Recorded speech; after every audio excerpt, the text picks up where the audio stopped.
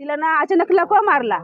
तर आम्ही हॉस्पिटलमध्ये घेऊन आलो, तेव्हा हॉस्पिटलमध्ये एक पण डॉक्टर नव्हता, कोणीच नव्हतं। ते एक पण गोळी नाही दिली, एक इंजेक्शन पण नाही दिलं तिला, फक्त बेडवर झोपून ठेवलं। आम्ही तर एक डॉक्टर बोलला की तिला पुढे घेऊन जावं लागेल। तर आम्ही म्हटलं ठीक आहे, मग आम्हाला ॲम्ब्युलन्स द्या। तर काय बोलले ते ॲम्ब्युलन्सवाले, एक पण नाही आमच्याकडे ॲम्ब्युलन्स आता अवेलेबल नाही आहे।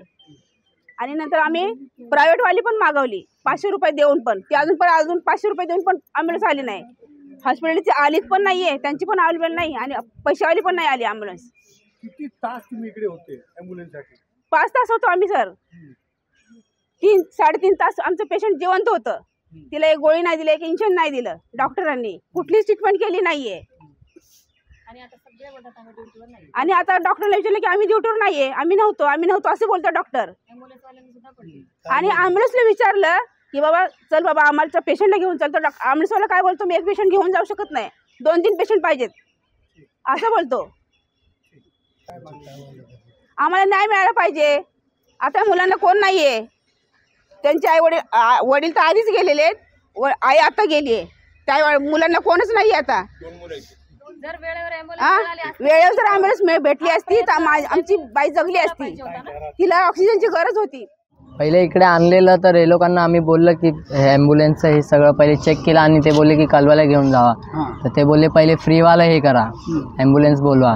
तर ते वाला केलं तर ते पण बोलले की आम्ही बिझी आहे, आम्ही नाही येऊ शकत। त्यानंतर त्याला ते ह्यांना पण बोललं की तुमचं ॲम्ब्युलन्स करा।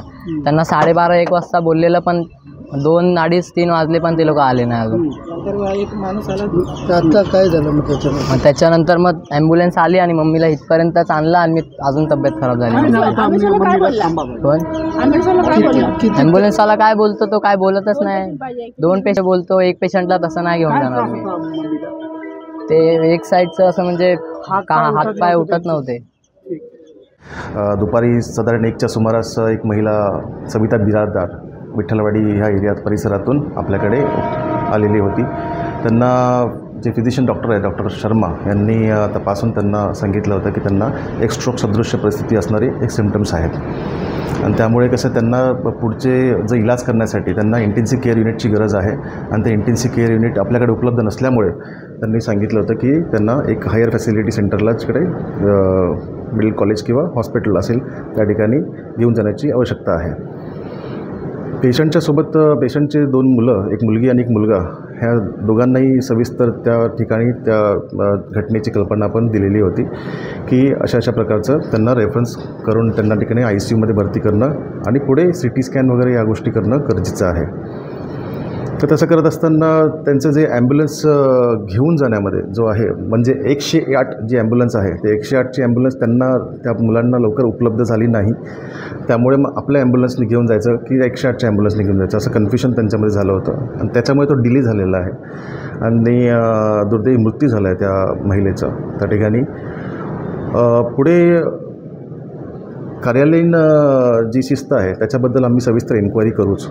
तत्पुरतं फ्री ॲम्ब्युलन्स आपल्याकडे आहे तीही अवेलेबल झाली नाही आणि जी अवेलेबल झाली त्यांचं असं म्हणणं होतं की एक रुग्ण आपण तिकडे नेत नाही, काय नेमकं प्रकार होतं? ह्या कॉमेंटला आपण सध्या न्याय देऊ शकत नाही, कारण की आम्ही कार्यालयाने इन्क्वायरी करून मग त्या ठिकाणी पुढे आम्ही काहीतरी सविस्तर जे असेल ते त्यांचा जबाब घेऊन आम्ही त्याला आपण पुढे करूया।